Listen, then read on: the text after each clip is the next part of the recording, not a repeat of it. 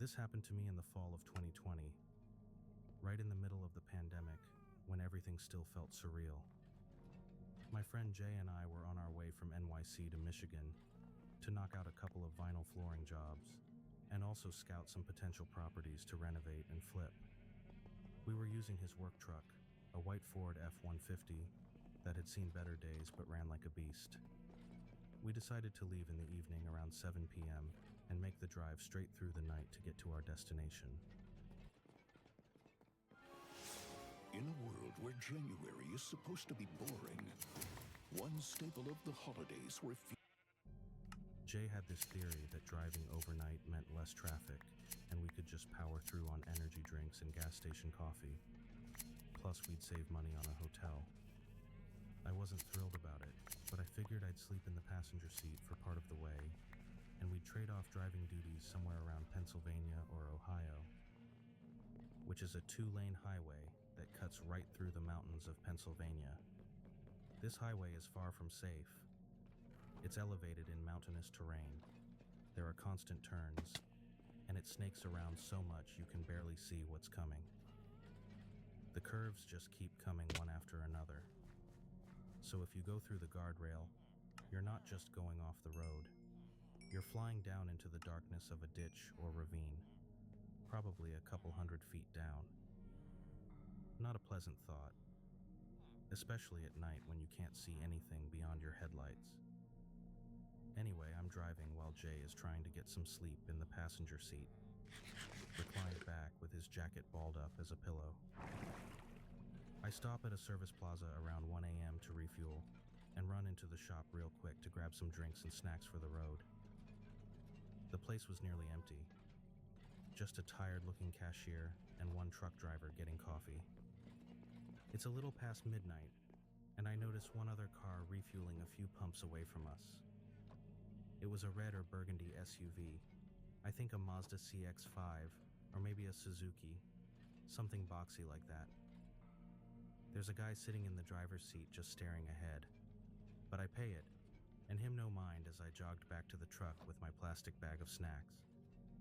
Fast forward maybe 30 minutes later, and I'm cruising in the left lane doing about 90, trying to make good time. Then I notice these headlights behind us in my rearview mirror. It was the same red SUV from the service plaza. At first, I don't think anything of it, just another night driver heading the same direction. But then it dawned on me. This guy has been behind us, matching my speed since we left the service plaza. I decide to do a quick test to see if I'm being tailed or not. Since I was doing 90 consistently, I slowed down to 70 and moved over to the right lane, waiting to see if he passes me. The guy also slowed down with me, staying about 3 or 4 car lengths back. Now I'm on full alert, heart starting to pound a little. I reach over and shake Jay awake. Bro, I think this guy is following us. I tell him about the service plaza and how he's been matching my speed for the last half hour. My friend Jay is an ex-Army Ranger who served 2 tours in Afghanistan. He's a lot more vigilant than me, and also way crazier. He immediately sits up, wipes his eyes and turns around to look at the headlights behind us without saying a word. Immediately he says, "Yeah, that's definitely the car from the gas station. I noticed the guy was looking at you extra hard when you walked past him going into the store. Thought it was weird but didn't say anything." That made my stomach drop a little. Okay, switch lanes and see what he does. So I flip on my signal and switch from the right lane back to the left. The SUV does the exact same thing, mirroring me like clockwork. Alright, slow down to a stop and pull over on the shoulder. Let's see what this guy does. I listen to him and gradually slow down to a complete stop on the shoulder of the highway, hazards blinking. And this psycho slows down and parks right behind us on the shoulder, maybe 20 feet back. My heart was absolutely racing now. Wow, this guy has a lot of nerve. Something's definitely not right here. his tone dead serious now as he kept his eyes locked on the rearview mirror. Okay, now pull out and gun it to 90. I have an idea. I pull off the shoulder and stay in the right lane as I press down hard on the gas pedal. The truck lurches forward and starts picking up speed. 60, 70, 80. Jay leans over and says, Alright, listen. Brake check this guy hard so he crashes into the back of us. Then we jump out with the tools. Catch him off guard before he knows what's happening. I look at Jay like he's lost his mind. That's the Army Ranger in him talking, always ready to go on the offensive. Dude, at this point he isn't an active threat yet. If he tries to ram the truck or does something aggressive, then it's a different story, and we do what we gotta do. But right now, I'm not doing that, man. Jay shrugged, still keeping his eyes on the mirror. Alright, your call. But keep that speed up, and don't let him get close. Jay looks around the inside of the truck and grabs a high-powered handheld spotlight from under his seat. One of those heavy-duty ones we use for job sites. He slides open the back window of the truck cab, letting in a rush of cold night air. Okay, I'm gonna light his ass up and see if we can get a good look at him. So he flicks on the spotlight and aims it directly at the SUV behind us. Guess what? The guy's front windows are heavily tinted, like limo dark tinted. We can't get a look at his face at all, just a dark silhouette. I'm gonna switch lanes, see if you can aim at the side. Maybe his side windows aren't tinted. So I quickly swerve onto the left lane, and as I do that, Jay swings the spotlight over and clicks it on again. I make sure to turn my head toward the SUV at the same exact time Jay hits him with the light. For those 3 seconds we had him illuminated, I will never forget the look of this guy. It's burned into my memory. He was tall, at least over 6'3", because he was hunched way over the steering wheel like he could barely fit in the car. He had this completely bald, pale, round face like Uncle Fester from the Addams Family. Super unsettling. But then he had this wild, frizzy hair on the sides and back like Kramer from Seinfeld, just sticking out everywhere. And he had a rough 5 o'clock shadow covering his jaw. But the worst part? When that light hit him, he didn't flinch or look away. He just stared straight ahead with this blank, emotionless expression. And that's what really creeped me out.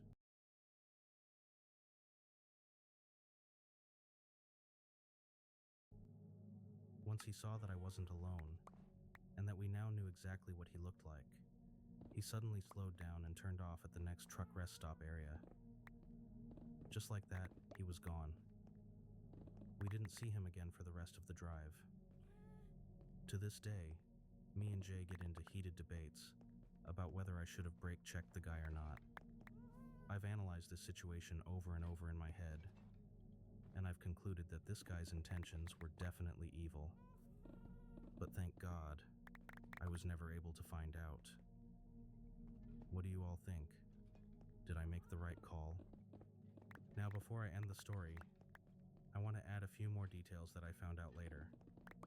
That stretch of I-80 through Pennsylvania has had multiple unsolved disappearances of solo travelers over the years, especially truckers at rest stops.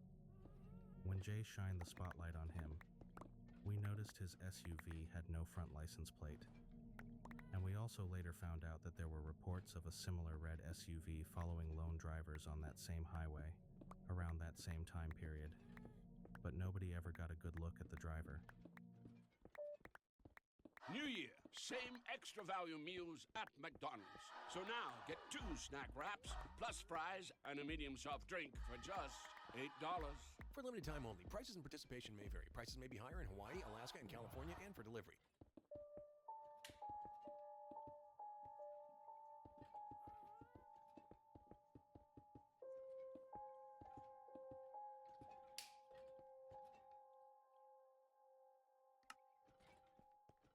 So, me and my best friend have this thing where we go camping once a year, and we've been doing it since we were like 13.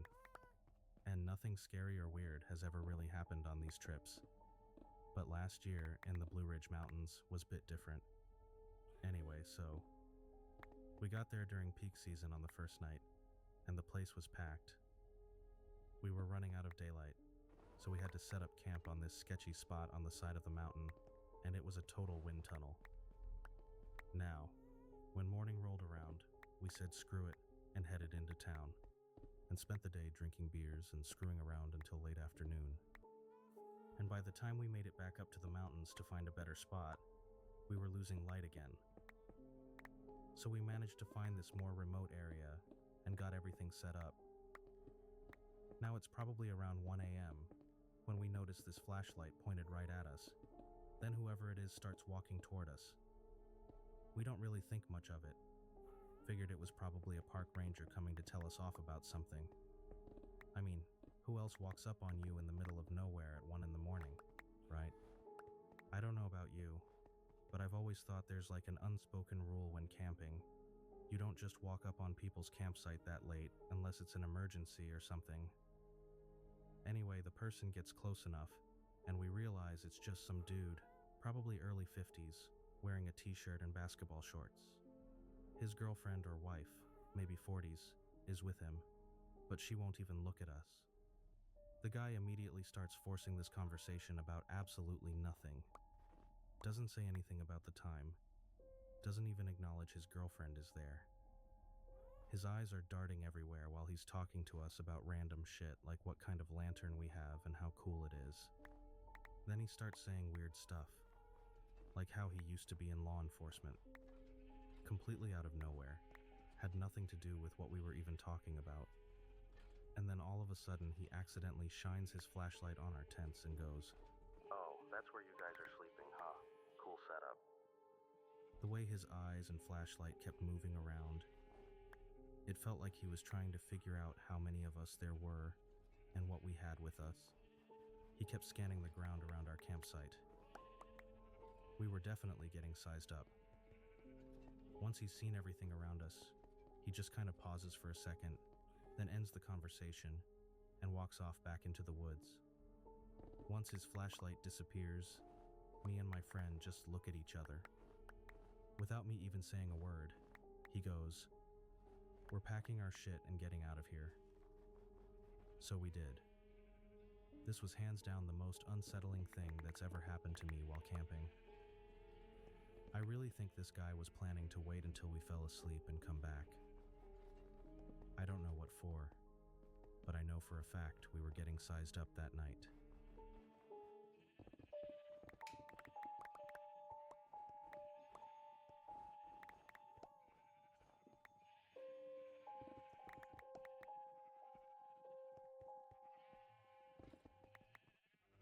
A few villages over from where I live, there's a country park that has a pretty fascinating history.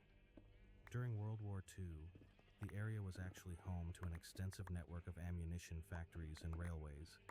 They deliberately put them here because the woodland provided natural concealment from German bombers flying overhead. Now these days, most of the old buildings are just scattered bricks and foundations, buried under thick brambles and overgrowth. It's quite eerie walking through there knowing what used to be on the site. I've spent a fair bit of time exploring the area, and all I've really found remaining are the odd section of railway track poking through the leaf litter, a handful of air raid bunkers, some you can still get into, and one old railway station building that's still partially standing. Just to preface this, in my country, the wildlife is basically harmless. The largest animal you'd find is a horse, so we weren't worried about that side of things. Now this event occurred in mid-June last year. A couple of friends and myself decided to sneak into the park at night and camp there as a celebration for a private event. One of our mates had just finished his exams. We arrived around 10 p.m. and snuck into the small gravel car park at the side of the park. There were no cars left, and the park rangers had clearly locked up and gone home for the night. The gate was chained shut, but there's a gap in the fence we knew about from previous visits. was still quite light out, being summer, which made sneaking in feel a bit less dodgy. And eventually going out this night turned out to be a bad decision, because the weather took a turn for the worse. What started as light drizzle quickly became a proper downpour.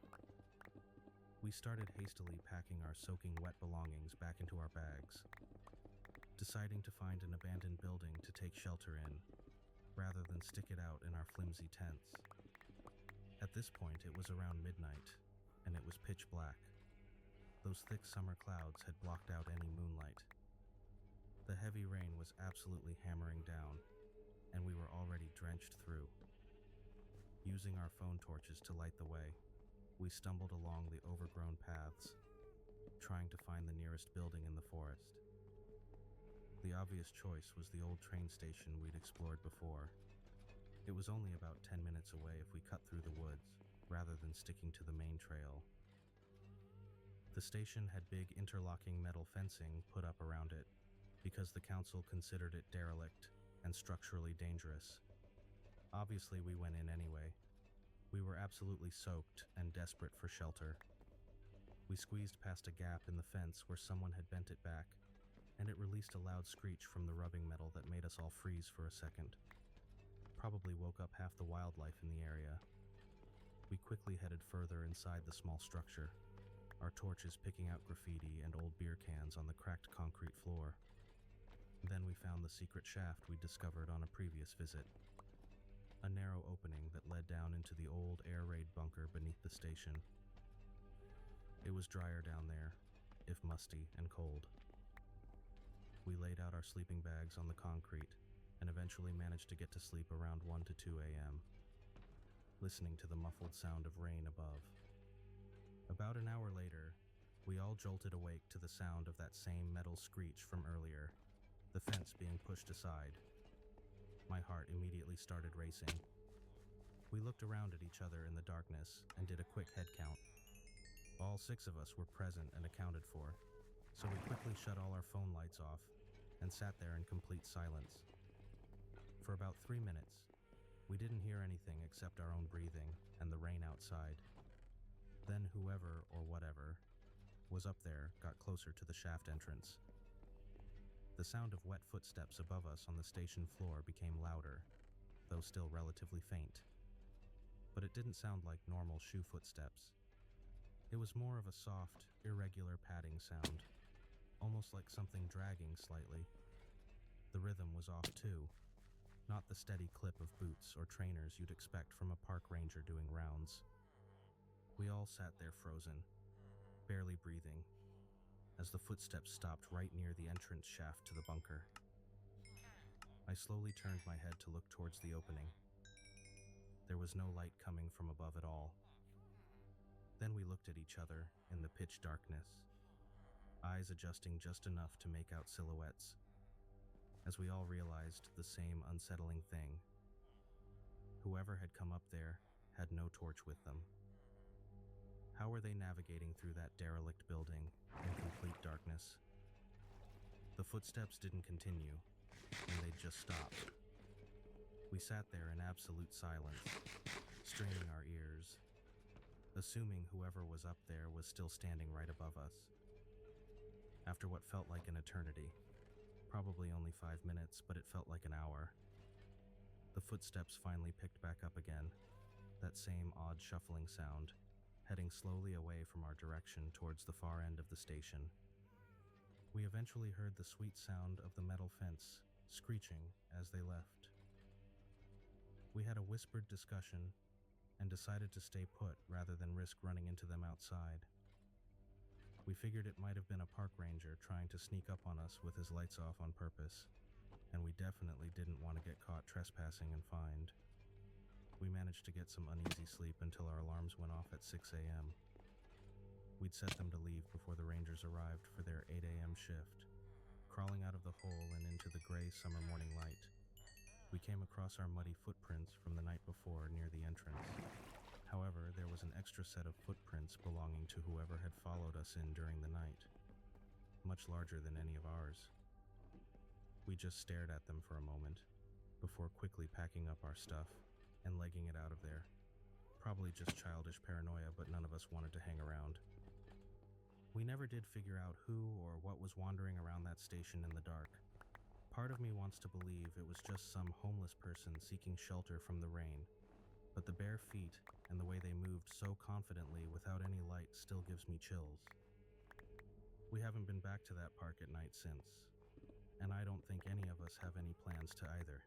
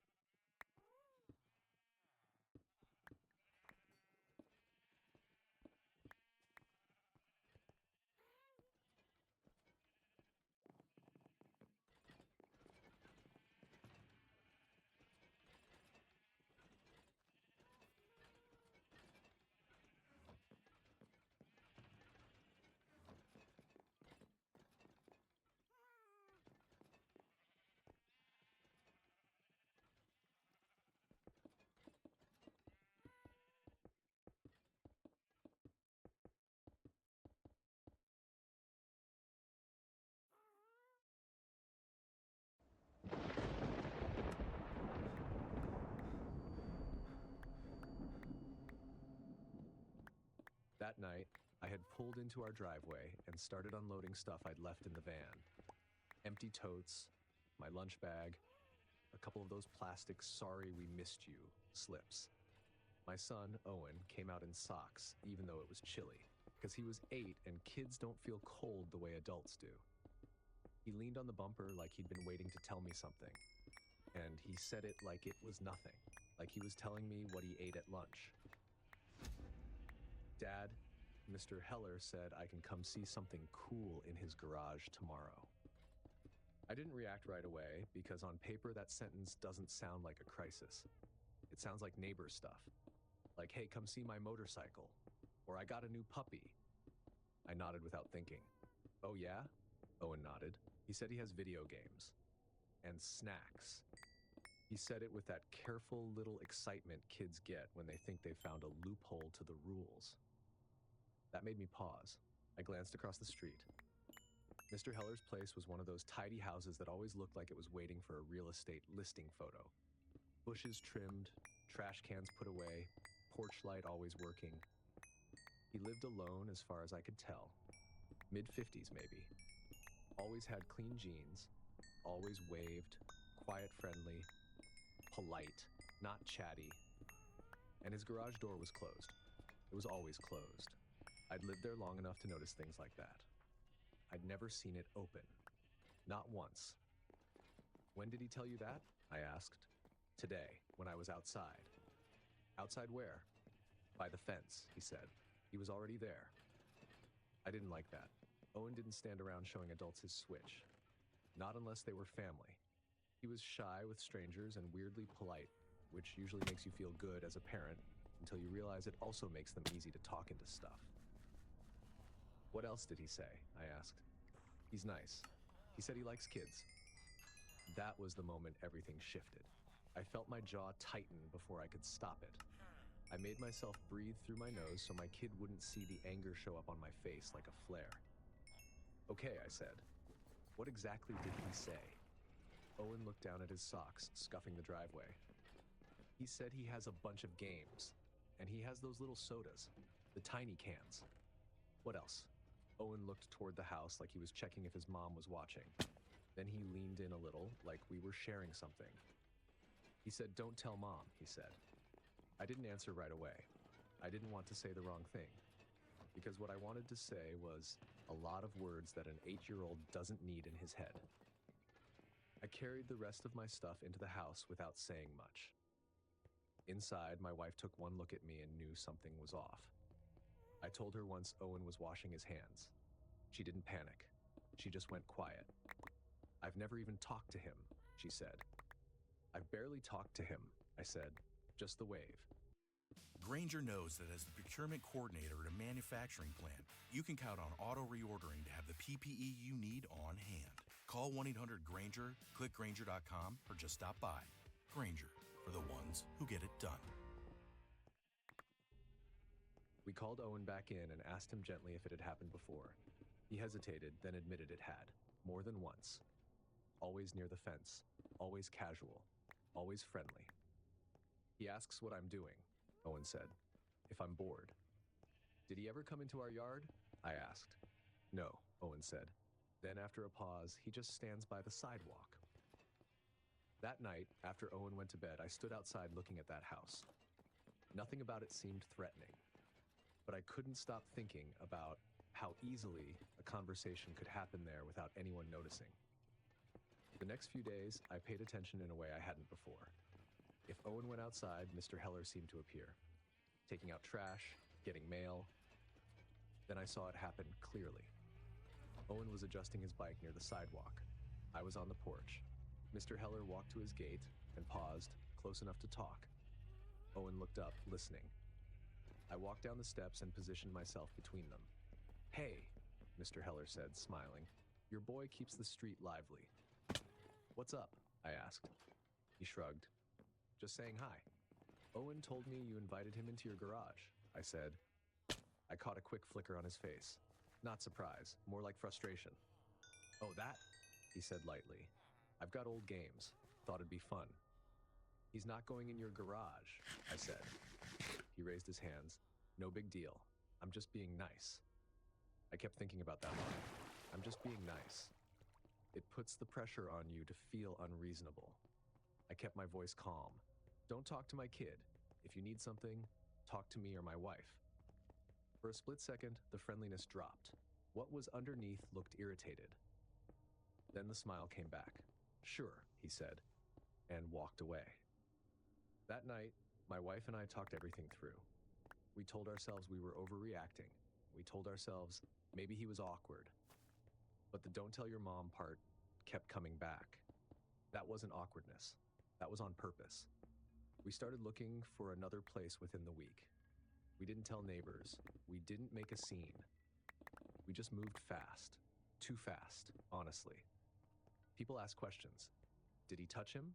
Did he threaten you? Did anything actually happen? No. Nothing you could point to. He just tried to make my kid his secret. We left that house quietly. Everything we owned strapped into a U-Haul. What stays with me is that he didn't need to break anything. He didn't need to come inside. He just needed my kid to trust him and to keep a secret.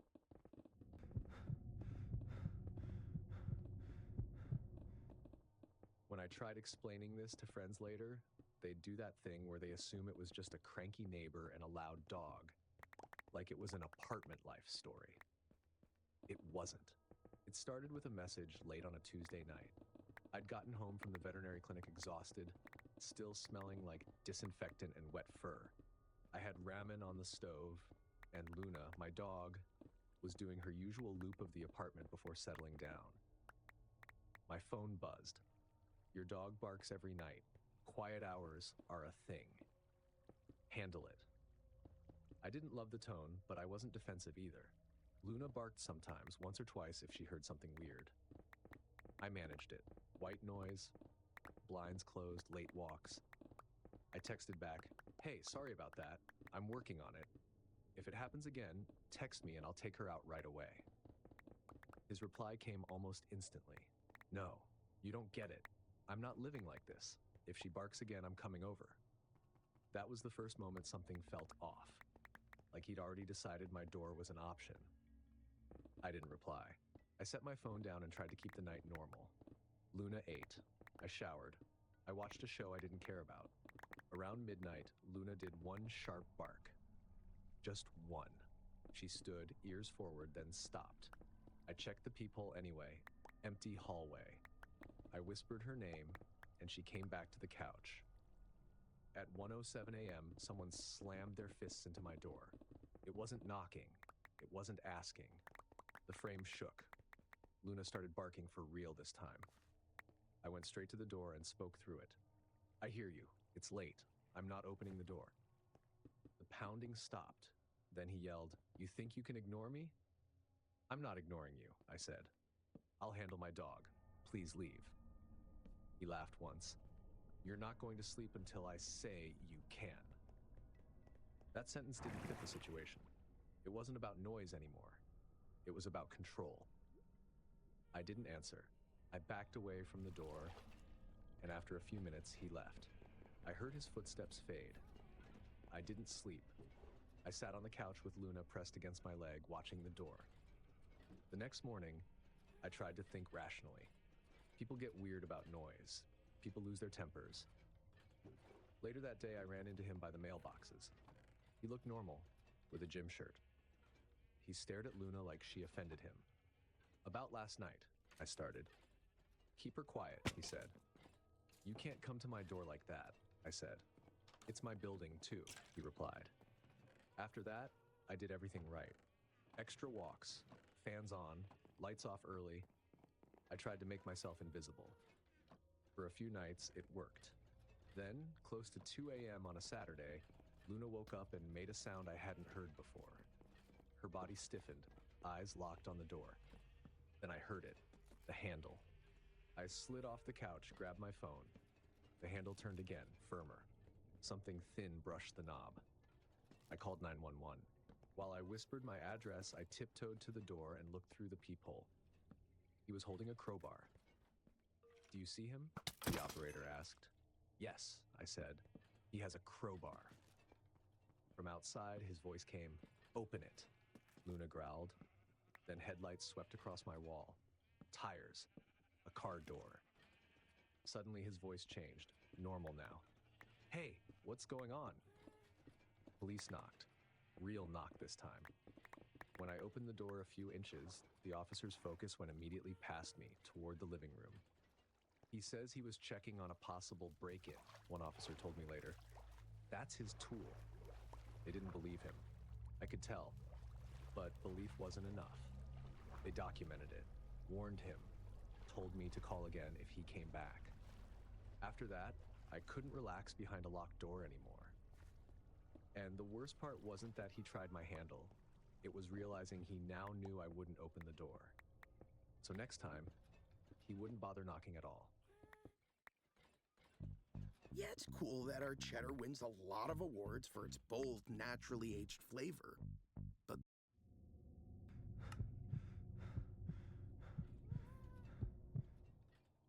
My name's Aaron. I'm 35, and in 2021, I was freelancing from home in Salem, Oregon. I lived alone in a small rental on a quiet street, the kind where you can hear your heater kick on at night. Just me and my dog. Her name was Mabel. Medium-sized mutt, shelter dog. Sweet with everyone. Not trained for protection. The type that would rather flop onto her back for attention than act tough. That's why the sound she made at 2 a.m. didn't register as barking at first. It was a growl, like it was coming from somewhere deeper than noise. That night had been normal. I'd spent the evening finishing a piece I didn't care about. One of those assignments you take, because rent is rent. Tea, laptop, hair in a messy bun, Mabel asleep near the couch like always. Around midnight, I shut everything down and took a shower, trying to convince myself I was done thinking. But earlier that day had left a residue I couldn't shake. A neighbor 2 houses down had snapped at me in the afternoon. He was outside with a friend, both of them drinking even though it was still light out. Mabel barked once when I got home, not aggressively, just announcing herself. "Can you shut that dog up?" he yelled across the street. I tried to keep it calm. "She's fine. I'll take her in." He stepped closer to the curb, beer still in his hand. "I hear her all the time. You think everyone wants to listen to that? His friend tried to smooth it over, but the neighbor wasn't backing down. He pointed at my house like it was a problem that needed solving. You people move in and act like this street belongs to you, he said. Let your dog run her mouth. Do whatever. I didn't even know what you people meant. I kept to myself. I didn't throw parties. I wrote inside my house and bought groceries and tried not to bother anyone. I'm not trying to start anything, I said. I'll keep her in. As I locked the door behind us, I heard him mutter, not even to me, "Yeah, keep her in." The way he said it felt like a decision. So when I checked my back door lock twice that night, I told myself I was being dramatic. I went to bed, Mabel curled at my feet, and eventually fell asleep. At 2 or 3 a.m., Mabel woke me. She was standing at the edge of the bed, body stiff, eyes locked on the hallway, growling. "Mabel?" I whispered. She didn't look back. Then I heard the faintest metal sound. My back door opened into the kitchen. It had a dead bolt and a standard handle lock. I could picture it perfectly because I'd checked it earlier. Mabel moved into the hallway without making a sound and stopped just short of the kitchen entrance. I followed, barefoot, careful not to step too hard on the creaky boards. I didn't turn on any lights yet. Some part of me thought if the house stayed dark, whoever it was might leave. I peeked into the kitchen. Shadows, counter shapes, the outline of the back door. The handle moved again. This time it jiggled, once, then stopped. My mouth went dry in a way that made swallowing feel loud.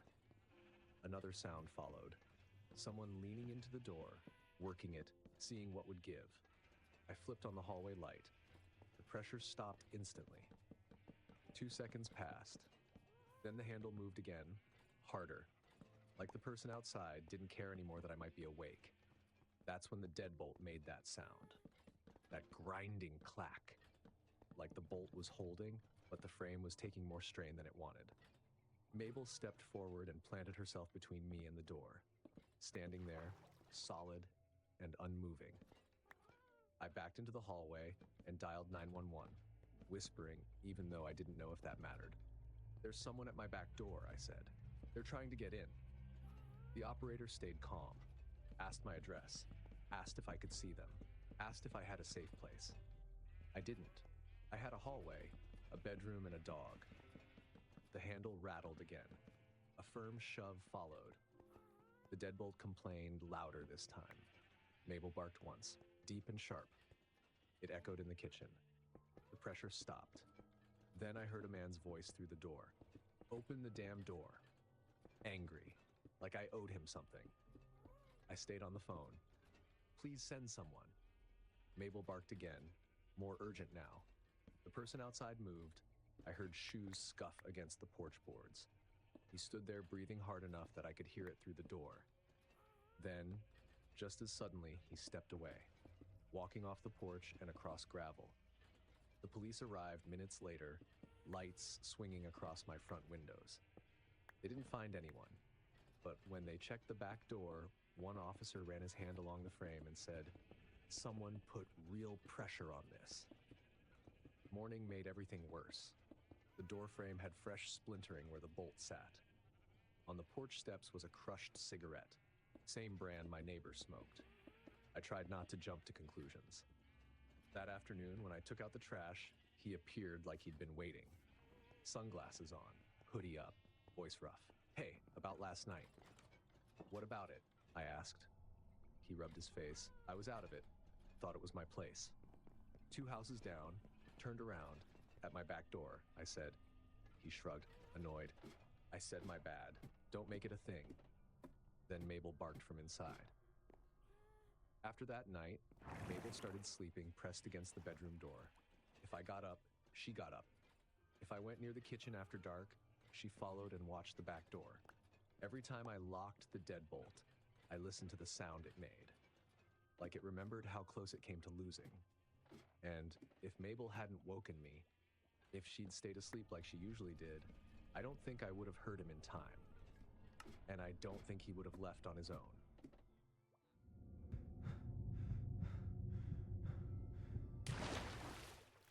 I'm Marcus. I was 38 in 2020, working nights as a supervisor at a warehouse outside Parma, Ohio. Schedules, safety reports, forklifts doing things forklifts definitely shouldn't be doing. Nothing dramatic. But home was supposed to be the quiet part. For months, there'd been this low-grade tension with the guy next door. Nothing explosive, just little things that stacked. It started with trash cans. Wind blew ours too close to his side of the property line. He shoved them back like he was correcting a mistake. Then a note showed up in my mailbox in thick, blocky handwriting. Please respect property lines. I moved the cans. Didn't knock. Didn't write back. I'm not built for neighbor drama. Then came the smaller stuff. My recycling bin disappeared and reappeared behind my shed days later. Salt dumped in a straight line right at the edge of my driveway. Once, I found a screw standing upright in the dirt near my tire. Could have been random, but it was placed too cleanly. I told myself not to escalate, stay boring, stay adult, which is probably why the night he blocked my car in hit so hard. I pulled up just after midnight. The street was quiet in that winter way. No porch lights, no voices, just the crunch of tires on old snow. I parked like always. Then the next morning, as I was leaving for work, I saw his truck. It was parked directly behind me, inches from my bumper. Not tight parking, not careless. Surgical. I got out, walked behind my car, and stared at the gap. There was no way it was an accident. He'd lined it up like he was docking a boat. I checked the front. No room to pull out clean. If I reversed, I'd hit his bumper immediately. I walked up his driveway and knocked. Firm, but not angry yet. Nothing. I knocked again. Still nothing. I knew he was home. Light leaked through the blinds. He just wasn't answering. As I stepped back off the porch, something moved in the narrow space between our houses. The strip where the fence started and the light never really reached. He came out from the side yard, not the door. Sweatpants, hoodie, no coat, hands empty, but his posture was straight, alert. He walked toward me and stopped right at the edge of my driveway. Problem? He asked. You're blocking my car, I said. He didn't look at it. He looked at me and smiled. You're not going anywhere today. The way he said it, flat, casual, made it worse than yelling.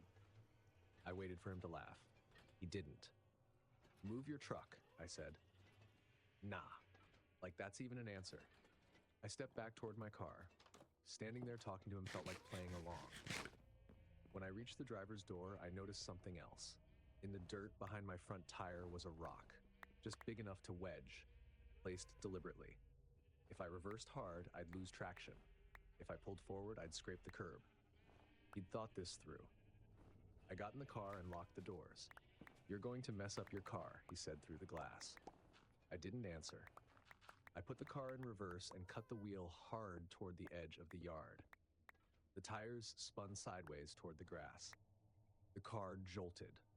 Something scraped underneath. For a second, it felt like it might stick. Then it broke free. Mud and snow kicked up as I backed out at an angle, swung the front end, and pulled away. In the mirror, I watched him step back like he was studying how I reacted. As I drove off, my headlights swept across his truck. The precision of the parking stood out even more from that angle. He wanted me to notice the effort. I drove around the block, deciding what to do. Going back felt risky. Leaving felt like giving him something. I called the police. They showed up 20 minutes later. Calm, professional, cold. By then, his truck was gone. Of course it was. They listened while I explained the blocking, the line he said, the rock, the way he came from the side yard. I could see it settling into a familiar category for them. Neighbor dispute. No damage they could prove. No direct threat they could write cleanly. They knocked on his door. No answer. One officer talked about documenting things. Said civil matter. The way people say good luck. Thank God, after that day, he never spoke to me again. But I still think about the way he said, "You're not going anywhere today." Like he'd already decided who got to move and who didn't.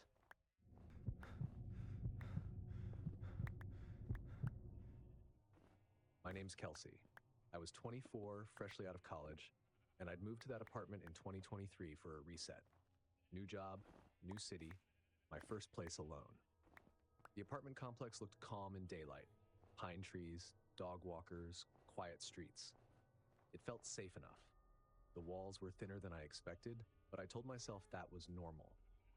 Every apartment has something. The guy next door seemed normal too. Mid-30s, usually in a hoodie, kept to himself. He wasn't friendly, but he wasn't rude either. The night I knocked, it wasn't even late, around 10:30.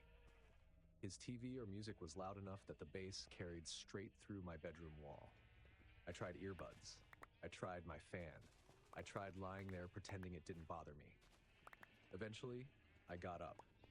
I remember overthinking the knock. How hard, how many times, what my face should look like. When he opened the door, the sound poured into the hallway. Some action movie, explosions and shouting. "Hey," I said. "Sorry, I'm your neighbor. Would you mind turning it down a little? The walls are pretty thin." He paused, then smiled. Normal. "Oh yeah, my bad. Didn't realize," he said. "Thanks for telling me." He turned it down right away. I heard the volume drop as I walked back inside and felt ridiculous for being nervous. I went to bed thinking I'd handled it fine.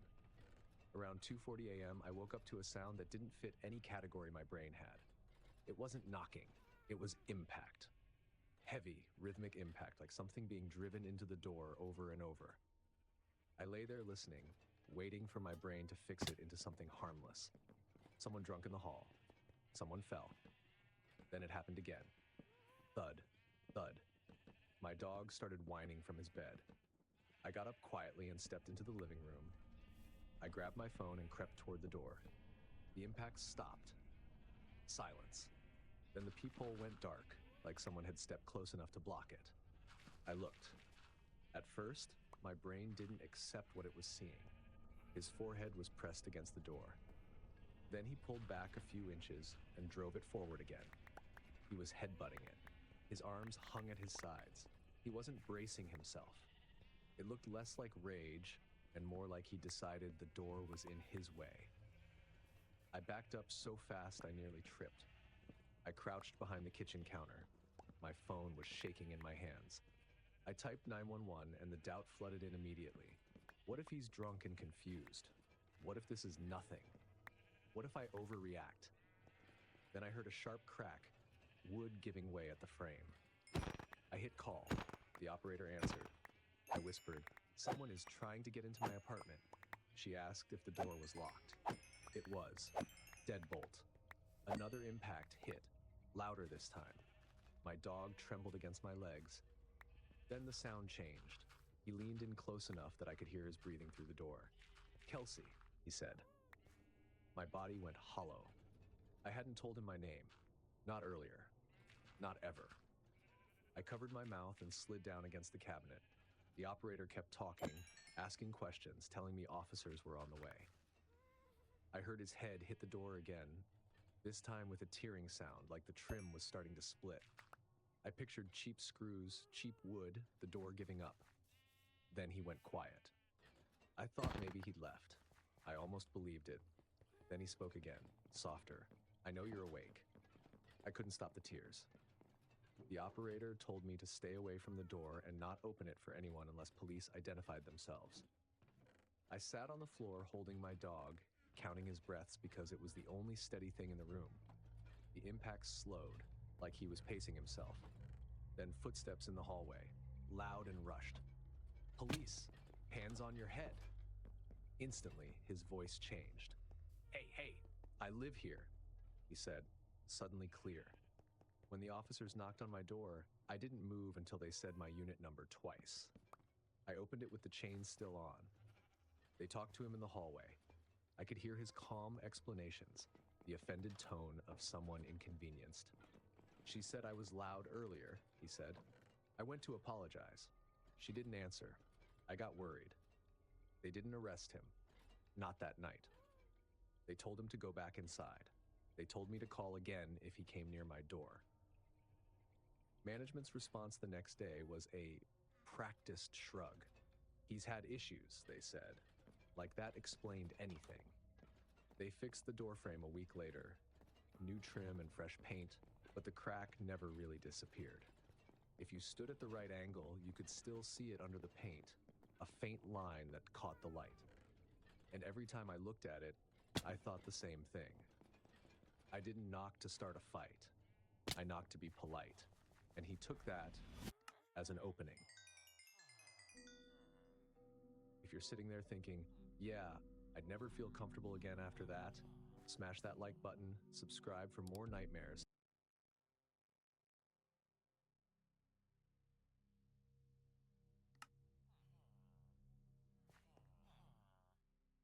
There's no greater oxymoron than the woods. Both the most beautiful place in the world, and yet the most disturbing.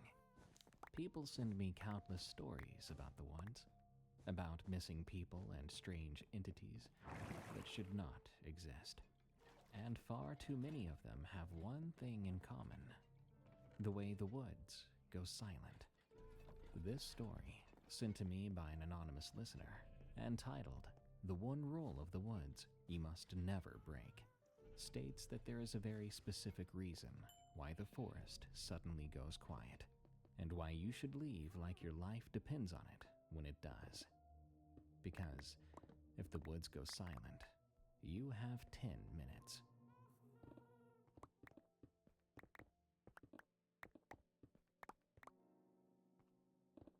The rule came from Earl Pershing, who retired 2 years before the pandemic and died of it in April 2020. He was alone in a care home in Bozeman, while his family watched through a window. His daughter posted about it on the memorial page that the Forest Service put together, and I read it on my phone in a motel room in West Yellowstone the night before I went back into the field for the first time that spring. The room reeked of bleach, and the heater knocked against the wall in an arrhythmic pattern that made sleeping a struggle. Earl had trained me when I started the job in 2014. He was the one who told me about the silence. We were servicing a monitoring station in the thoroughfare, 25 miles from the nearest road. That's when he said it. The context made it stranger. We had been talking about his wife's lemon bars, which he had packed for lunch, and how she grew real Meyer lemons in their sunroom through the Montana winters. And then, with no transition at all, he said to me, "Oh, by the way, if the animals ever go silent, you have 10 minutes. I waited for an explanation after that.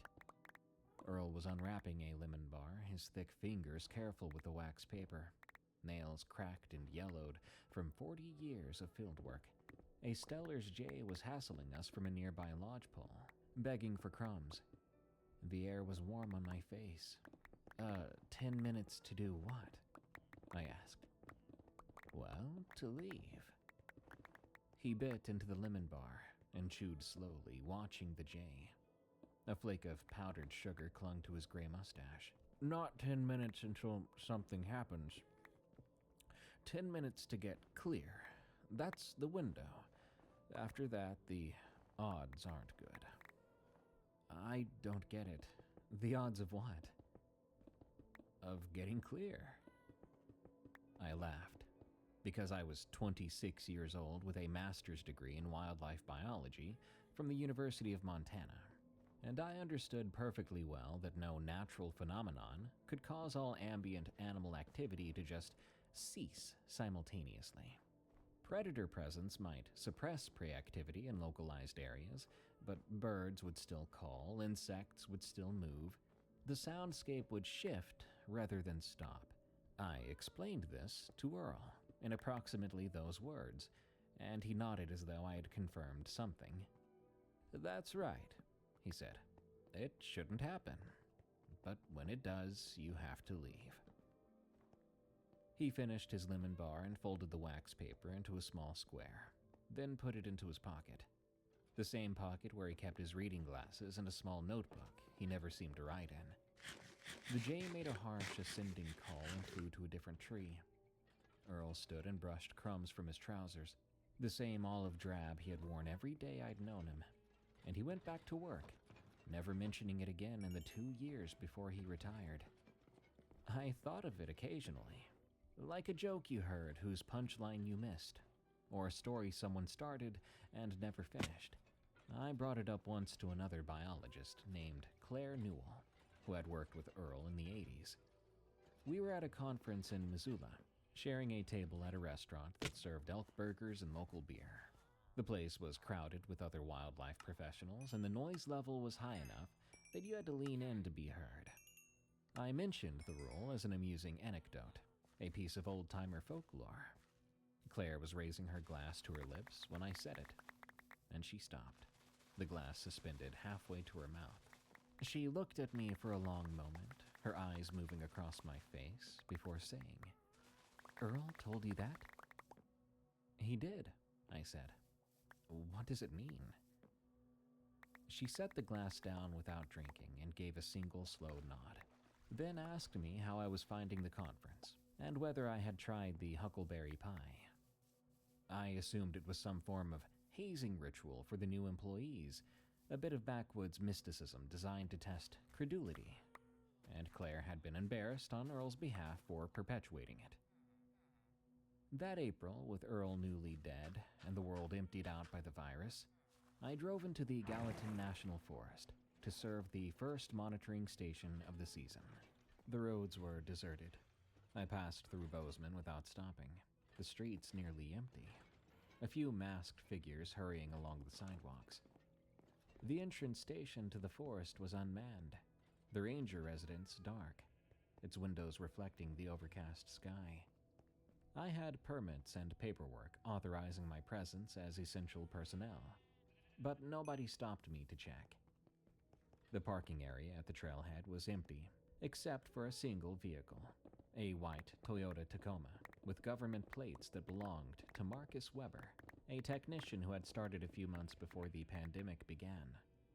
He was supposed to be working a different sector, but coverage was thin that spring, and schedules kept shifting.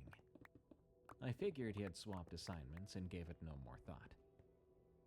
The trail climbed through the lodgepole forest, the trees thin and close-spaced, their bark the color of dried blood. Patches of old snow lingered in the shadows on the north side of the ridge. The trail traversed a south-facing slope where the snow had already melted, and the ground was soft with snowmelt and last year's needles, each footstep leaving a clear print that filled slowly with brown water. The monitoring station sat in a drainage at 7,000 feet, a 2-hour hike from the trailhead. I had done this dozens of times. The equipment was solar-powered, designed to be serviced twice a year, and required nothing more than data downloads and battery checks and cleaning the solar panels of the pine pollen that coated everything in spring. Routine work. Work that had to continue regardless of what was happening in the human world, because the grizzlies and wolves and elk didn't know there was a pandemic, and their populations still needed to be tracked. I reached the drainage around noon. The monitoring station was mounted on a steel post at the edge of a meadow, a gray metal box with a small antenna, and a solar panel that needed to be wiped clean. The meadow was perhaps 200 yards across, bordered by forest on 3 sides, and by a talus slope on the 4th. A stream ran through it, swollen with melted snow, the water still freezing cold when I knelt to fill my bottle. I set down my pack and got out my laptop and cables. Then I went to work. A red-tailed hawk was circling over the meadow, riding a thermal, its wings tilted. Ground squirrels were chirping from their burrows near the tree line, their fat little bodies popping up and down. The stream made a constant low sound, snow-cold water over rocks. I had been working for about 30 minutes, crouched beside the monitoring station with my laptop balanced on my knee, when the silence came. It did not taper off. The ground squirrels did not gradually stop chirping, and the hawk did not drift out of sight. The ambient insect activity did not just slowly decrease. One moment, the drainage was alive with sounds, layered and complex and constant, as it had been for the entire 2 hours I'd been hiking. And the next moment, it was not. The quiet was so sudden and so total that for a disoriented instant, I believed I'd gone deaf. I touched my ears, pressing my palms against them, then pulling them away, listening for the change in pressure. Then, I heard my own breathing, harsh in that stillness, and the rustle of my jacket as I moved. I then understood that my hearing was intact. That silence was external and real. I went stock still. The stream still made its sound, water over rocks, because water is not some animal and does not respond to whatever the animals respond to. But there was nothing else. Even the hawk had disappeared from the sky. The meadow looked exactly as it had 5 seconds ago. The same grass, the same trees, the same gray rocks, but it was different now. Emptied, like a theater after the audience had left. I glanced at my watch. 12:47. I packed my equipment. I did it efficiently, but without rushing. One part of my mind insisting there would be some explanation, some phenomenon I hadn't learned about in graduate school, some unusual atmospheric condition, or a subsonic disturbance that had scattered the wildlife. Animals were sensitive to things humans couldn't perceive, seismic activity being one, or changes in barometric pressure and electromagnetic fields. There would be a paper about it out there somewhere. I would look it up when I got back to the motel. Another part of my mind was remembering the way Claire Newell had looked at me when I mentioned Earl's rule. The glass suspended in midair, her slow nod, the quick change of subject. I got my pack on my shoulders, and I started back up the trail, toward the trailhead. The hike out usually took 2 hours, but I moved faster than usual. Not quite jogging, but walking at the upper edge of sustainable pace, trying not to acknowledge to myself that I was hurrying. The forest was utterly still. There was not a single movement in the underbrush, and no bird song from the canopy. The lodgepoles stood in their rows like columns in an abandoned church, the space between them dim and brown and motionless. I've been in wilderness areas my entire adult life, and I've never experienced anything like that quality of silence. It wasn't peaceful, it was not serene. It was more like the silence of a held breath, of a room where someone is hiding. I was perhaps 40 minutes from the trailhead, still on the south-facing traverse where the snowmelt made the trail slick, when I looked to my left, and I saw a shape among the trees. It was uphill from the trail, maybe 60 feet away, in a gap between 2 lodgepole pines. At first, I took it for a hiker. The proportions were right. Bipedal, 5'10" or maybe 6 feet, in the posture of someone watching something in the distance. I nearly called out to them. My hand was even rising to wave, a greeting already forming in my throat, when I noticed that the surface of the thing was moving. The figure appeared to be facing away from me, or at least I think it was, because I could not make out the features. It appeared to be wearing dark clothing or was dark-skinned. Maybe it was some dark material that was neither cloth nor flesh. The color, though, was not uniform. It shifted and rippled, the way water ripples when something moves beneath the surface. But the overall shape was perfectly still. Not a twitch, not a sway, nothing that might indicate breathing or balance adjustment. And yet the surface of the thing crawled and pulsed with slow movement, as though the outer layer was independent of what was underneath. I stopped walking then. My legs made the decision without consulting me, as if they thought I was about to step off the edge of a cliff. I watched that shape, and the shape did not move, but its surface continued to ripple and shift in patterns that suggested something beneath the skin was adjusting itself, repositioning, like a man trying on a suit that doesn't fit. Then it turned its head. I say head because that is the word for the top part of a body, the part that sits on the neck and contains the face. But what turned towards me then had no face. There were indentations where eyes might be, these shallow depressions in the dark surface that oriented toward me, like the lens of cameras swiveling to track movement. There was a slight protrusion where a nose might be, a ridge that could have been a brow, the faint suggestion of a jaw. But no features, no expression, nothing but that rippling dark surface, similar to bubbling oil, which reflected no light, reflected nothing. It turned its head, and the indentations oriented toward me, and I understood that it was looking at me. And I understood that it had known I was there all along. I knew deep down in that very moment it had been waiting for me to notice it.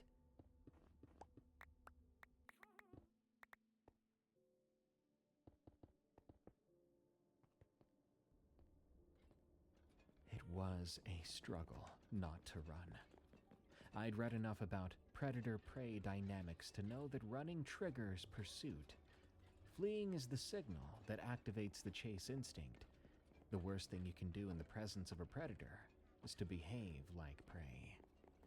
So I turned away from it, slowly, keeping my movements unhurried, and I continued walking down the trail at the same pace I'd been maintaining. But inside, my heart was slamming against my ribcage, hard enough that I could feel it in my throat. My hands were unsteady. I gripped the straps of my pack as I walked, and I listened for footsteps behind me, for any cracks of a branch or any sound of pursuit. But I heard nothing. And yet, the silence continued, thick and absolute, broken only by my own footfalls and my own ragged breathing.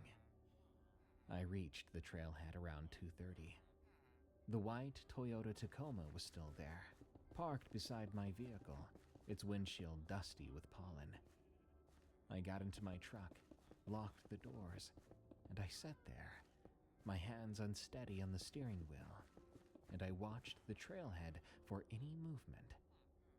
But nothing emerged from the trees. The parking area remained empty and still. After 5 minutes, I started the engine and drove back to the motel, checking the rearview mirror every few seconds until I was back on paved road. Marcus Weber was reported missing 4 days later. His truck was found still at the trailhead where I'd seen it, the driver's door just hanging open, his pack still in the bed. Search and rescue went out on day 6, after the bureaucratic delays that the pandemic had made routine. Risk assessments, PPE requirements, social distancing protocols for the search teams. They found him on day 8 in a drainage, only about 3 miles from where I'd been working, on the opposite side of that ridge. I wasn't on the search team, but I saw the incident report because it came through my department as a matter of routine. The official cause of death was animal attack, probably grizzly. The report noted that the body had been partially consumed, that the remains were scattered over a considerable area, which was consistent with bear behavior. Grizzlies often cache their kills and return to feed over several days. It also noted, in the clinical language of such documents, that certain aspects of the scene were inconsistent with typical bear predation. The pattern of tissue damage did not match known grizzly feeding behavior. The position of the remains suggested deliberate placement rather than scattering. Some parts of the body were missing entirely, including the face. I read that report twice. I looked at the photographs, which I should not have done, and which I can never stop seeing when I close my eyes. Then I closed the file and logged out of the system, and I did not open them again. That night, I dreamt of the shape in the forest, the featureless head turning towards me, the surface rippling with slow internal movement. But in the dream, I saw it open its mouth. Yes, it had a mouth now, a horizontal slit that widened and widened until it split the head nearly in half. But it was Marcus Weber's voice that came out of it, muffled and wet, saying my name, asking me to wait, telling me he needed help with something, asking why I'd left him there alone. I awoke at 3 a.m., the sheets soaked with sweat, and I did not go back to bed. 6 weeks after that, in early June, I was assigned a multi-day backcountry survey in the Absaroka Beartooth Wilderness. The assignment required 2 nights of camping at remote sites to service equipment that was too far from any trailhead to reach in a single day. It was work I was very used to from before the pandemic, work I had done alone before, without thinking twice about it. Normally, however, this kind of assignment was done in pairs. But normally, as well, half our staff hadn't been furloughed or reassigned or quit outright. Because of the pandemic, because of budget cuts, because of the skeleton crew we were operating with, I was going alone. I considered refusing. I sat in my apartment in Bozeman, a 1-bedroom unit on the 2nd floor of a converted Victorian, with creaky floors and a radiator that clinked in the night, and considered my options. I could claim illness, I could fabricate a family emergency, I could simply refuse the assignment and accept whatever consequences followed. But the consequences would have included loss of health insurance during a pandemic that was killing some people my age, loss of income in an economy that had shed 30 million jobs in 2 months, and loss of the only career I'd ever wanted. And there was one other consideration, one I did not want to examine too closely. That was, if I refused, someone else would be assigned. Someone who didn't know about the rule of the silence, and who had not seen what I'd seen, and who would hike into that wilderness without the 10-minute warning that might be the only thing that saved them. I packed my tent and my sleeping bag, and my bear spray, and I drove to the trailhead. The first day was uneventful. I hiked 9 miles to the first campsite, a flat area near a creek at 8,000 feet, following a trail that switchbacked through spruce forest. Then I traversed a long open slope above the tree line. The weather was clear and warm, and the sky was a deep saturated blue that seemed to bear down on the mountains. I set up my tent, filtered water from the creek, and I ate a freeze-dried dinner that tasted like salt and chemicals. I hung my food bag from a tree branch high enough to discourage bears. The soundscape was ordinary. Clark's nutcrackers called from the white bark pines in their harsh rattling noises, and picas chirped in the talus slopes. And of course there was the creek, making its water sounds. I went to bed at dusk, but I slept poorly, waking often to listen to the sounds outside my tent, hearing nothing unusual. By morning I nearly believed that what I'd seen in April had been a trick of the light, stress, isolation. Maybe my mind had manufactured a threat where none existed. And then I remember the pictures of Marcus Weber's body.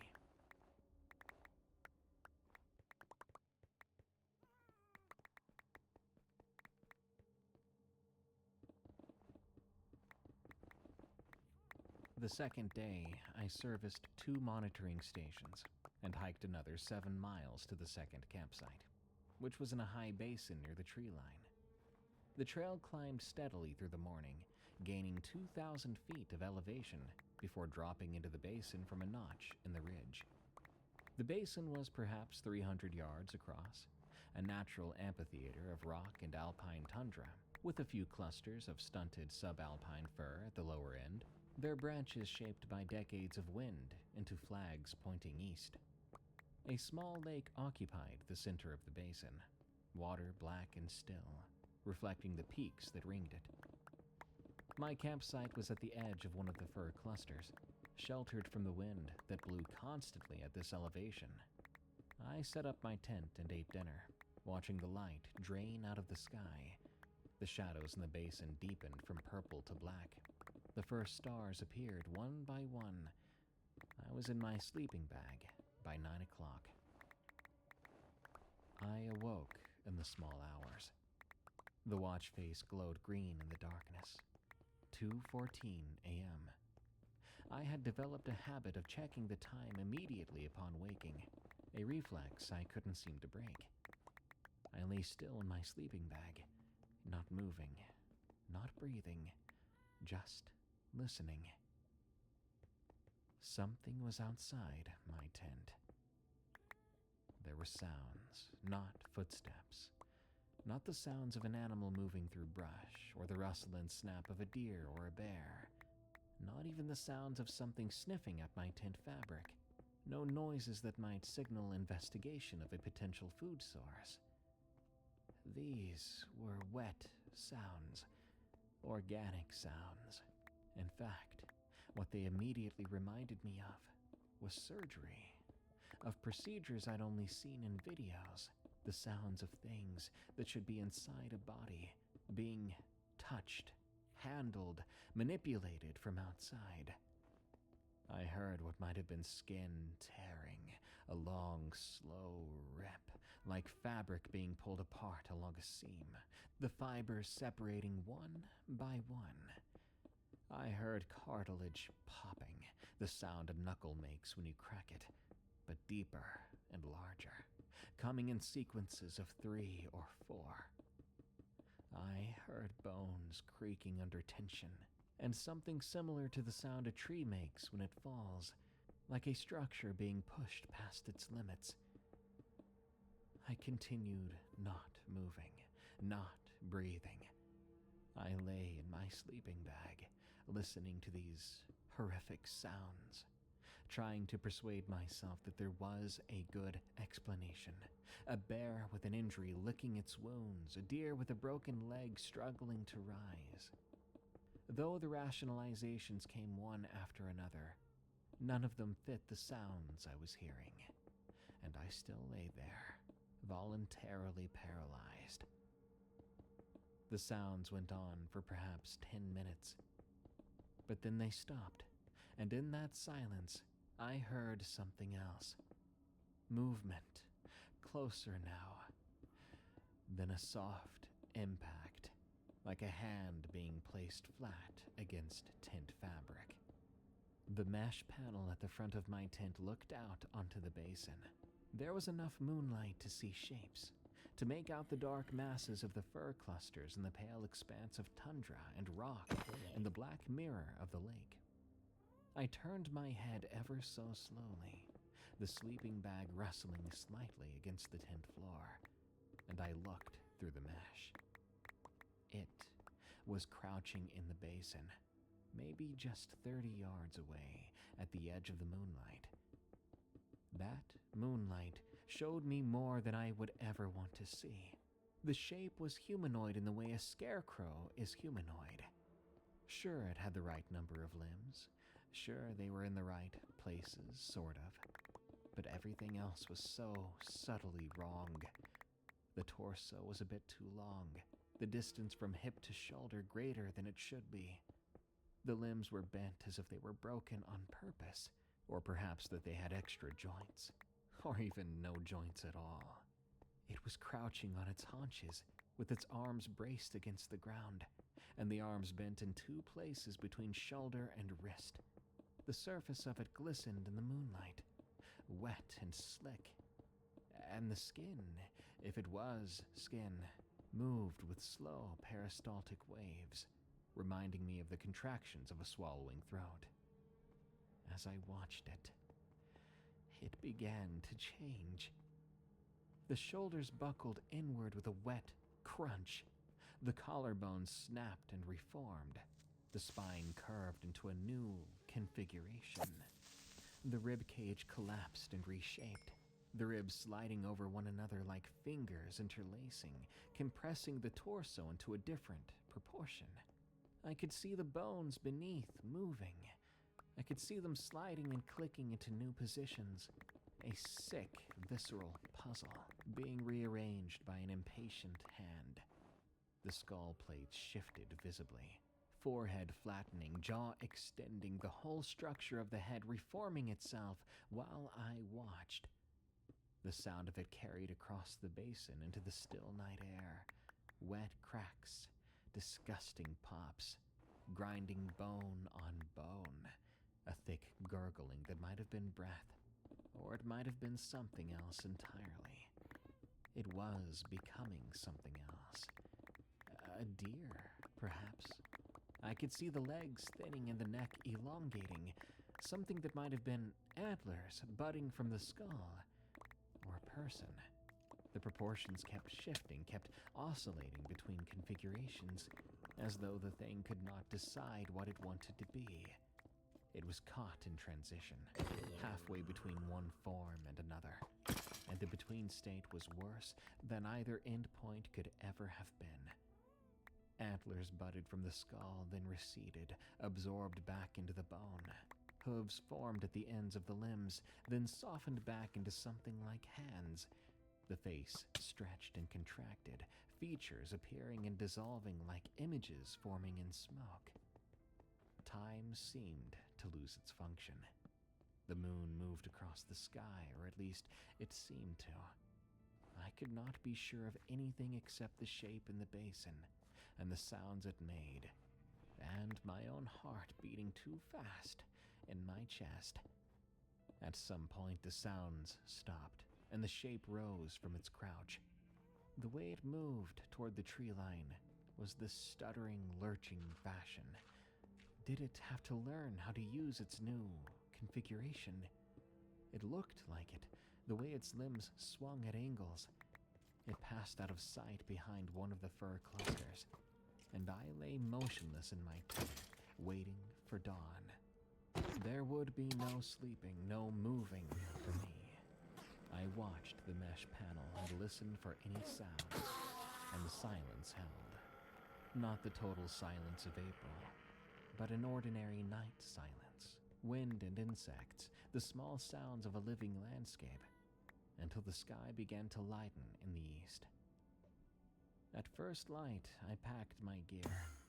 I left my tent standing. I could not make myself stay long enough to break it down. I started down the trail toward the trailhead, moving fast, not quite running, my breathing too loud.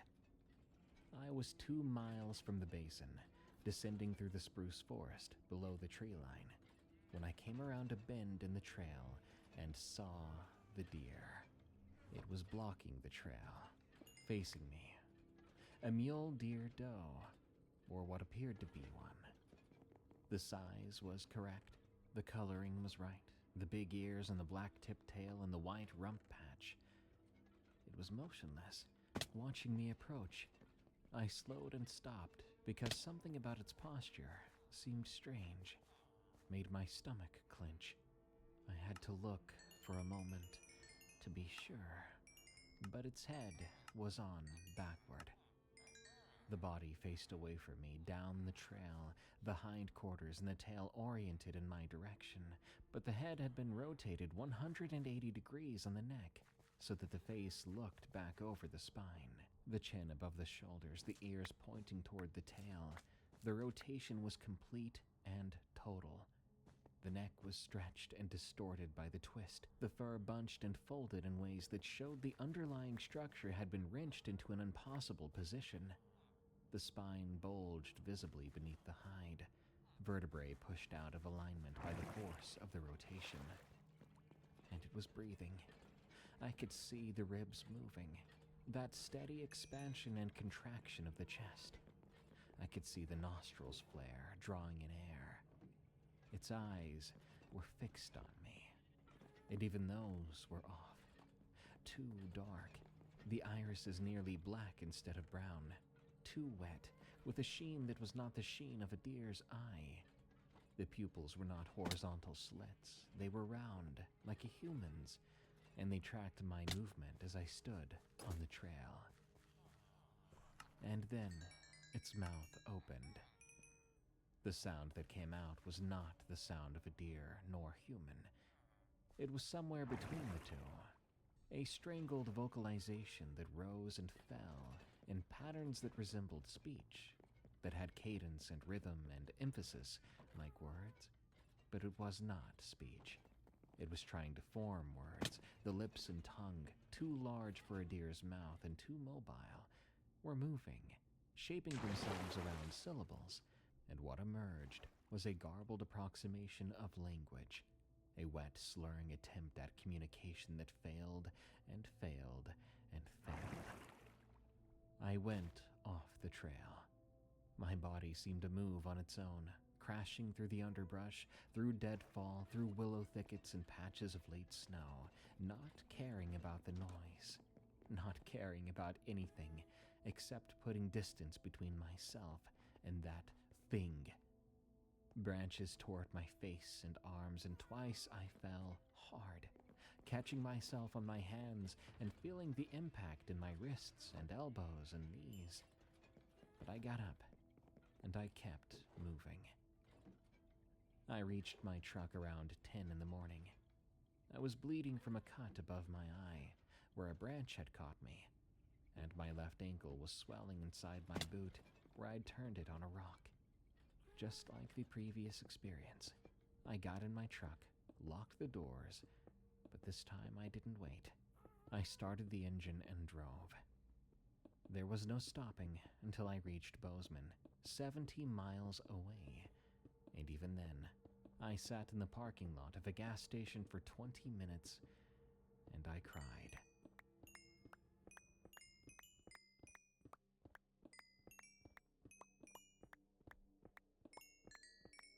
I filed a request for transfer to a desk position, citing mental health concerns related to pandemic stress and isolation. Of course, my request was denied. Pandemic staffing, they said. Essential work. No replacements available. I was given 2 weeks of administrative leave and referred to an employee assistance counselor, a tired-sounding woman in Helena, who I spoke with twice over the phone. I told her I was having trouble sleeping, which was true. I told her I was experiencing anxiety related to field work, which was also true, but I was too nervous to tell her why. She didn't need to know, and neither did my supervisors, about the silence or the shape in the woods or the backwards-headed deer.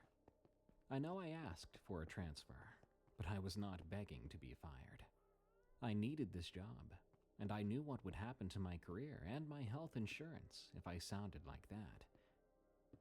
The 2 weeks passed. I went back to work. I took only day assignments, tasks that could be completed in a single outing. Routes I knew well, areas close to trailheads and roads. My supervisor was a woman named Sarah, who had been with the Forest Service for 15 years. She did not object to my requests. She could see that something had happened to me, even if she did not know what, and she didn't ask. I was also losing a lot of weight. I was down 12 pounds since April. I wasn't sleeping well. Most nights I woke up at 2 or 3, and I could not fall back to sleep. I flinched at sudden sounds. I avoided windows and doors. I checked my watch constantly, compulsively. A new tic of mine that I could not seem to break. In late August, a new technician was assigned to our district. She was named Priya. She was 24, fresh out of a master's program at Colorado State, hired on an emergency basis to fill one of the many gaps in our staffing. She was eager and seemed competent, and she was entirely unafraid. Seemed like the sort of person who had grown up hiking and camping and felt more at home in the backcountry than in any building. She had done field work in Colorado, Arizona, New Mexico. She had spent a summer in Alaska counting salmon. She talked about the wilderness the same way someone would talk about a lover, with affection and familiarity, and with that confidence that comes from long acquaintance. She reminded me of myself at that age, before I knew what I now know. I was assigned to train her. We did day trips together for 2 weeks. I taught her the equipment, the protocols, and the routes, which trails were maintained and which weren't, which stream crossings were reliable and which washed out into high water. I showed her where bear activity was highest and how to avoid it. She was a fast learner. She asked practical questions, not the naive questions of someone who had read about fieldwork in books, but someone who had done it and wanted to do it better. I liked her. I did not want to like her because I knew what I might have to tell her, but I liked her anyway. In the 3rd week, Sarah called me into her office and explained that a critical monitoring station in a remote basin had malfunctioned and needed to be serviced before the end of the season. The basin was too far for a day trip. It required an overnight stay. Priya would be accompanying me for training purposes, Sarah said. It would be a good opportunity for her to learn multi-day backcountry protocols. I tried to argue, saying that alternative assignments would be better for her, routes that might give Priya the same experience without the same risks. Though I couldn't explain what all those risks might be, and I just couldn't say the words that would make Sarah understand. I pointed out that Priya was still new, and the basin was technically difficult. Conditions in late August could be unpredictable. Sarah listened and nodded, then told me gently but firmly that there was no one else available and the work had to be done. I considered just outright refusing, or even quitting on the spot, walking out of Sarah's office and out of the building and never coming back. But the consequences of that decision spread out before me. No income, no insurance, no reference for future employment. In the middle of a pandemic. That would be apocalyptic for my life. Then there was Priya, who would be assigned to someone else. Someone who didn't know about the rule. Who would probably take her into the back country without the knowledge that might save her life. So, I did it. We drove to the trailhead on a Thursday morning in late August. The weather was clear, the sky pale blue and cloudless. The aspens on the higher slopes were starting to turn gold at the edges. Priya was delighted. She talked about her graduate research and about her family in Denver. She told me about this hiking trip she had taken to Nepal the previous year. I listened, smiled, and watched the forest scroll past us through the truck window. The lodge poles gave way to spruce as we ascended, which then gave way to subalpine fir as the road wound higher into the mountains. We hiked for 6 hours to reach the basin. The trail was steep and rocky, climbing through a series of switchbacks to a high pass before dropping into the basin on the far side. The campsite was in a meadow near a small lake, ringed by spruce and fir. Their peaks rose above the tree line in a jagged arc to the north. I'd been there before years ago, with Earl, and I had remembered it as a beautiful spot. One of the most beautiful places I knew, and it still was beautiful. The lake reflected the sky and the trees and the rocky peaks. A family of mergansers paddled near the shore, the mother leading her half-grown chicks in a neat line. I saw some ground squirrels chirping in the rocks, and the meadow grass was thick and green, starred with late summer wildflowers, asters and gentians, and the last of the paintbrush. We set up our tents side by side at the edge of the meadow where the trees offered some shelter from the wind. We ate our dinner as the sun went down, some freeze-dried meals rehydrated with water from the lake. Priya asked about Earl Pershing then. Apparently, she had read some of his old reports in the archives. She admired his thoroughness, and I told her stories about him, especially his wife's lemon bars that he had loved so much. Then I told her about his reading glasses, which he kept in his shirt pocket. He was always so afraid of losing them. We'd had a retirement party where he had cried and pretended he wasn't crying, then made a joke about allergies that no one believed. She liked that story. But what I didn't tell her was the rule. But as the light faded and the first stars appeared and the air grew cold, I tried. "There's something Earl used to say to me," I began. Priya looked at me across the small fire we'd made. Her face was lit by the flickering light, and her expression was open and eager even. "He said..." I stopped. I looked at her young face and her dark eyes and her eager posture, and I tried to find the words that would make her understand without making me sound insane. How would I say it, though? That the silence was a warning, and that the warning meant nothing if you did not know what you were being warned about? I went on. "He said to me, 'Trust your instincts,'" I finished. "If something feels off, leave. Do not wait. Do not rationalize. Just leave." She smiled at me, the overly polite kind. There was disbelief in her voice. "Good advice," she said. "I'll keep it in mind." We banked the fire and went to bed. I lay in my sleeping bag, listening to the sounds of the night. The lapping water on the lake shore and the occasional chirp of a late-season cricket. Somewhere out there, an owl hooted, and I could hear Priya's sleepy breathing in the tent beside mine.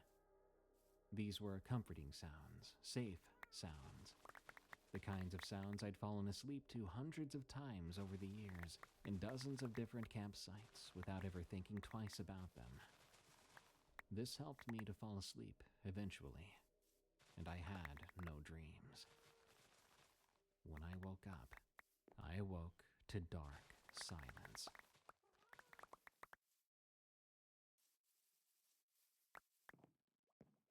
It was fully dark. You will not know that kind of darkness until you've walked away from civilization for hundreds of miles. Without a single human light source, it was pitch black. It was so dark in my tent. An ounce of panic rose up in me, so I shot up and searched through the tent mesh to find the stars. There they were, thankfully, and the pitch blackness began to abate as my eyes adapted. The stars were a bright spill across the sky. More stars than you might ever see in your life if you stay in the city. It's easy to forget how many exist out there, how many you can see from Earth. But then I fully realized I could hear nothing. No water sounds, even though the lake was 30 yards away. No insects, though there had been crickets singing when I fell asleep. No wind in the trees. This silence was real and total. My watch face glowed when I lifted it up. 1:38 a.m. "Priya," I whispered. It felt like the darkness and silence just absorbed my word, like I was camping in the middle of a black hole. I whispered again, louder. "Priya." There was no response from the tent beside mine. Not a rustle of movement, nor a murmur of someone waking. I pulled on my boots without lacing them, and I unzipped my tent as quietly as I could. Then I crawled out into the meadow. The grass was wet with dew, cold against my hands. The stars gave me enough light to see shapes, to make out the dark mass of the forest and the pale expanse of the meadow and the silver gleam of the lake. The mergansers were gone. Nothing at all moved on the water. Priya's tent was dark. The rain fly was unzipped. The inner door was hanging open, her mesh panel pushed aside. I crossed to it and looked in.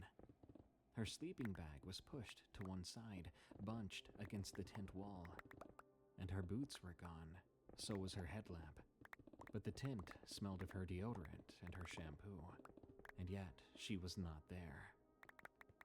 I called out her name, out loud this time. "Priya!" But my voice died a few feet from my mouth. I looked at the watch again. 1:41 a.m. 3 minutes since I'd woke up. 7 minutes remained. I ought to have packed my gear and left. I ought to have followed Earl's rule from the get-go, the rule I'd told Priya about without truly telling her what it meant. I'd stated it too vaguely. I cursed myself. That was the rule that could save or damn us. The rule to give us time to get clear, to not be there when the window closed. I suddenly felt a knot of guilt in my stomach. I couldn't leave her out here. I couldn't be the person who saved himself and let a 24-year-old woman face this thing alone. She wouldn't even know what it was. Wouldn't even know what was coming. I got my headlamp from my tent and turned it on, walking toward the tree line. "Priya!" I shouted, but again, the forest swallowed it. I walked along the edge of the meadow, sweeping the headlamp across the trees. The beam showed trunks and branches and undergrowth, all motionless, all silent. I called her name again, and again, and again. Then I heard her voice. It came from the darkness to my left, from somewhere deep in the trees, about 50 yards from where I was. "Hey!" it called out. It was her voice, Priya's voice, the same voice I'd been listening to for 2 weeks. She even sounded cheerful, unconcerned. "Over here! I found something you should come see!" I turned to the sound. My headlamp beam probed the darkness between the trees. I saw nothing but trunks and more shadows. Her voice came again, now from my right, from the exact opposite direction, from somewhere on the other side of the meadow. "Where are you going?" it said. The tone was different now, confused, even a little hurt. "Wait! Please don't leave me out here. I twisted my ankle. I need help." 2 voices. 2 directions. Both voices hers. I was standing in the meadow with the silence bearing down on me, and beneath the voices, both of them still calling, overlapping now, one cheerful, one pleading, I heard another sound. A wet noise. Rhythmic, too. Like a heartbeat. Like breathing. Like something large drawing air through a throat full of fluid. It came from the trees ahead of me. From the direction of the lake. And it was getting closer. My watch read 1:47 a.m. I had 1 minute left. I ran back to my tent. I did not grab my gear. I only grabbed my keys and wallet from the mesh pocket inside the tent flap, because I didn't want anything to slow me down. And I started to sprint toward the trail, toward the trailhead, to my truck, which would be 6 hours away. Footsteps followed in the trees. I could hear them clearly in the silence, crunching through the undergrowth, keeping pace. The rhythm was off. Too many impacts per stride. Whatever it was had more than 2 legs. I did not look. I kept my headlamp pointed at the trail and I sprinted, 1 foot in front of the other. And those footsteps followed. "Please," said Priya's voice from the trees to my left. "Please don't leave me. I'm hurt. I need help." With tears in my eyes, I ignored it. I did not even look. "Why won't you help me?" The voice was different again. Still hers, still recognizably Priya's voice. But there was something underneath. Something that buzzed and clicked like an insect rubbing its legs together. "I thought we were friends. I thought you were going to train me. I thought you liked me." I slowed to a walk then. The footsteps kept coming. The voice kept calling and kept changing. It was trying different approaches. Pleading, then angry, then sobbing, then back to cheerful. Cycling through these emotions like someone flipping through television channels, looking for the one that would make me stop, turn, and look. After perhaps an hour, I came around a bend in the trail, and my headlamp illuminated a figure blocking my path. It was Priya. No, it wore Priya's shape. It stood in the middle of the trail in Priya's hiking clothes, the green fleece she had been wearing at dinner, the gray pants with the zipper pockets, with Priya's dark hair pulled back into Priya's ponytail, and it smiled at me with Priya's mouth. "There you are," it said, and the voice was perfect. Exactly right, every tone and cadence. It was exactly as I'd heard them over the past 2 weeks. "I've been looking for you everywhere. I woke up and you were gone. I got worried." I stopped.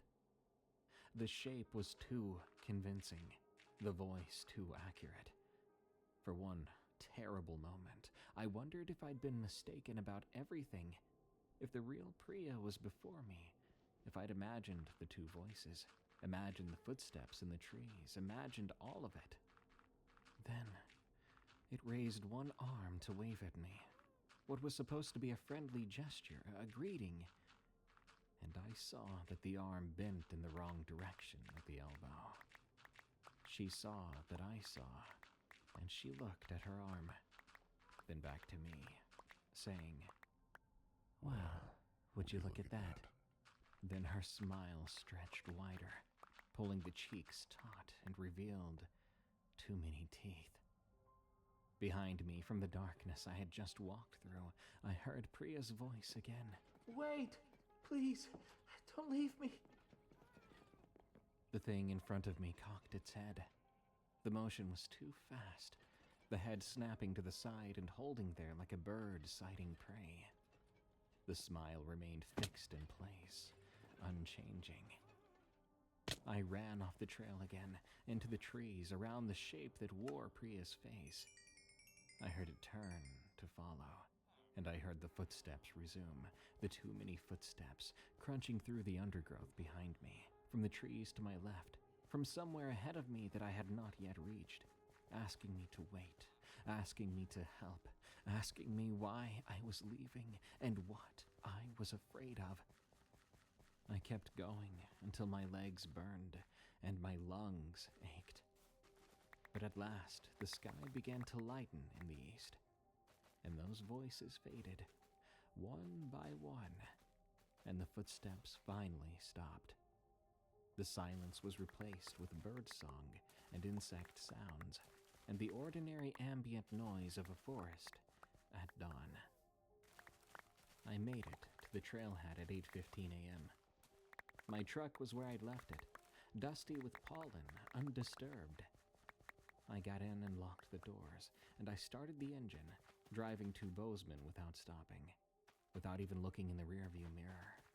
And I suffered to keep myself from thinking what I'd just left behind. Search and rescue found Priya 11 days later. I was not part of the search. I was on another round of administrative leave by then, pending an investigation into why I'd returned to the trailhead alone, and why I had not reported Priya missing for nearly 12 hours after I made it to the truck. The investigation was thorough, but ultimately sympathetic. It concluded that I had experienced a psychological episode brought on by cumulative stress and isolation. The pandemic, the death of my mentor, the months of working alone in conditions that would strain anyone's mental health. It concluded that I'd left the campsite in a dissociative state, that I had not been responsible for Priya's decision to leave her tent in the night, and that I had not been responsible for what happened to her.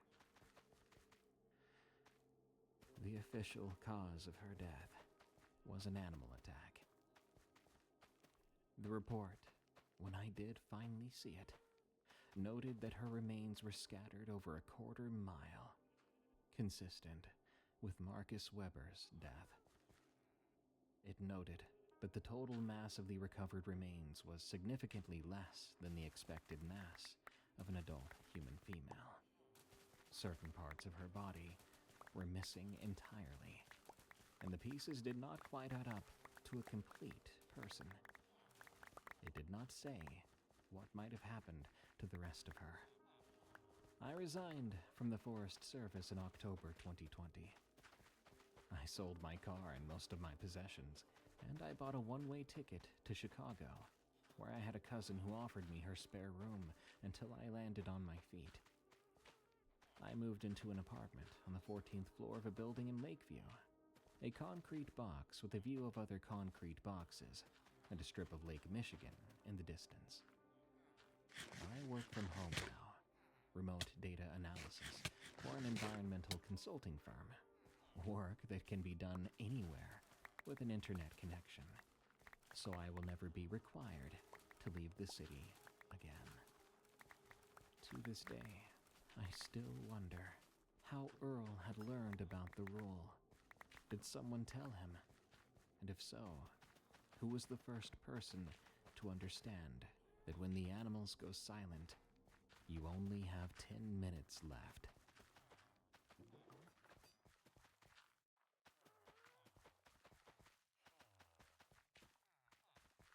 So many stories I receive from people end up being yet another reason, another possibility, as to why people go missing in the woods and are never seen again. Well, not alive. Beware the voices without bodies, and the bodies that can change. Good night. Thank you all so much for tuning into this episode of Unexplained Encounters. I've been your host, Darkness Prevails, and it would be so very helpful if you could leave a like on this episode, and if you could follow and review Unexplained Encounters on Spotify, Apple Podcasts, and your favorite podcast app. Thank you. If you have a scary story of the unexplained, send it to me at darkstories.org. I'd love to read it. Till next time, everyone, stay safe out there and stay creepy, because this world is a strange one.